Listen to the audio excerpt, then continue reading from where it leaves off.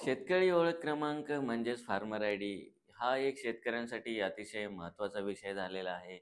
महा-डी-बी-टीवरती कोणत्याही शासकीय योजनाचा लाभ घेण्यासाठी हा फार्मर आय डी म्हणजे शेतकरी ओळख क्रमांक गरजेचा झालेला आहे.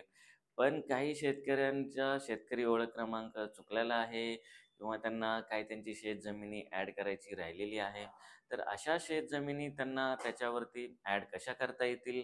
पण सध्या आपल्याला शेतकरी यांना शेतजमिनी ॲड करायची किंवा जोडण्याची त्यांना सुविधा उपलब्ध झालेली आहे. पण काही शेतकऱ्यांचं असं झालेलं आहे, की त्यांनी चुकीचे गट जर त्यांना निवडले असतील, पण ते गट डिलीट करण्याची सुविधा आणखी उपलब्ध झालेली नाही आहे. तर काही शेतकऱ्यांचा असा संभ्रम होता, की 31 मे शेवट तारीख आहे का?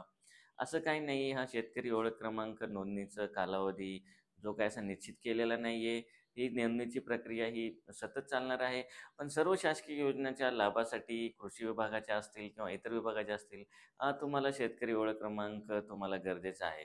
जर तुमचा शेतकरी ओळख क्रमांक तुम्हाला त्याच्यामध्ये आणखीन काही शेतजमिनी जोडायच्या असतील, तर त्या कशाप्रकारे जोडायच्या आहेत, ते आपण जाणून घेऊ.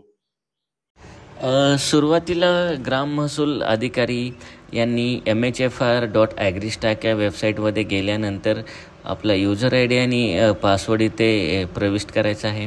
त्याच्यानंतर त्यांनी आपला कॅप्चा इथे टाकायचा आहे. लॉग इन होणार आहे. लॉग इन झाल्यानंतर फार्मर रजिस्टरवर क्लिक करायचं आहे. त्याच्यानंतर फार्मर डिटेल अपडेट या बटनवर क्लिक करायचं आहे. इथे त्यांनी आपला जो आहे आधार क्रमांक शेतकऱ्यांचा प्रविष्ट करायचा आहे. आधार क्रमांक आपण प्रविष्ट केल्यानंतर एक OTP जाणार आहे व तो गेलेला OTP आपण इथे प्रविष्ट करायचा आहे. OTP प्रविष्ट केल्यानंतर त्याला व्हेरीफाय करायचं आहे. जेव्हा व्हेरीफाय कराल तेव्हा तिथे खाली जर तुम्हाला land KYC detail, KYC detail हे दोन्ही तुम्हाला पर्याय तिथे दिसणार आहेत. जर तुम्ही KYC डिटेल केलं तर त्या शेतकऱ्यांची तुम्हाला जी आहे ती पूर्ण माहिती दिसणार आहे. आणि तुम्ही केलं नॉन KYC डिटेलमध्ये गेलं मोबाईल नंबर कसा अपडेट करायचा, तर तो मोबाईल नंबर तुम्ही टाकायचा आहे. त्याच्यानंतर तुम्हाला त्याच मोबाईल क्रमांकावरती एक OTP येणार आहे व OTP तुम्ही इथे प्रविष्ट करायचा आहे. OTP प्रविष्ट केल्यानंतर तुम्ही व्हेरीफाय करायचं आहे.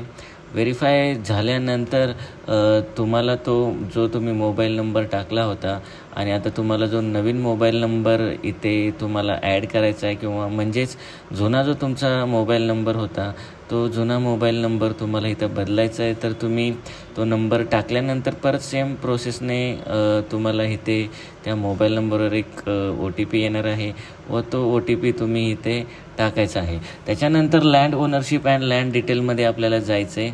त्याच्यानंतर आपल्याला इथे जो आहे ॲड न्यू लँड म्हणजे जर तुम्हाला एखादी शेतजमीन ॲड करायची असेल तर सेम प्रोसेस आपलं स्टेट निवडायचं आहे, डिस्ट्रिक्ट निवडायचं आहे, आपलं सब डिस्ट्रिक्ट आणि विलेज. त्याच्यानंतर आपण आपला सर्वे क्रमांक ॲड करायचा आहे. तर आणि सर्वे क्रमांक ॲड केल्यानंतर त्याच्यामध्ये तुमचं जे नाव आहे ते नाव तुम्हाला इथं ॲड करायचं आहे आणि ॲड केल्यानंतर त्याला आपण सिलेक्ट करायचं आहे. जेव्हा सिलेक्ट केल्यानंतर परत सबमिट या बटनवर आपल्याला क्लिक करायचं आहे. या बटनवर क्लिक केल्यानंतर आपल्याला ते इथे दिसणार आहे. जर आपल्याला ते नको असेल ते डिलीट करायचं असेल तर डिलीट बटनवर जाऊन तुम्ही तिथे डिलीट ही करू शकता. त्याच्यानंतर आपल्याला सेम पाठीमागं करत होतो व्हेरीफाय ऑल लँडला आपल्याला क्लिक करायचं आहे आणि व्हेरीफाय जेव्हा तुम्ही ऑल लँडला क्लिक करणार आहात तर तुम्हाला जे तुम्ही तुमची शेतजमीन ॲड केलेली होती ते तिथे शेतजमीन ॲड होणार आहे. तुमचं नाव येणार आहे, तुमचं क्षेत्र येणार आहे आणि जर तुमचा तिथे नेम मॅच स्कोर जो 0 असेल तर update land ownership and land डिटेलवर तुम्हाला परत क्लिक करायचं आहे. आणि जर तुम्हाला ते डिलीट करायचं असेल तरीही तुम्हाला तिथे डिलीटचा ऑप्शन दिलेला आहे. तर अशा प्रकारे जे आहे आपल्याला शेतकरी ओळख क्रमांकांना आणखीन शेतजमिनी आपण कशा जोडायच्या ते आपण पाहिलेलं आहे. तर याच्यानंतरही लवकरच ज्यांची चुकीची शेतजमीन जोडलेली आहे ती डिलीट करण्याची सुविधा येणार आहे, नाही येणार आहे याच्याबद्दलही आपण लवकर तुम्हाला माहिती देणार आहोत. धन्यवाद.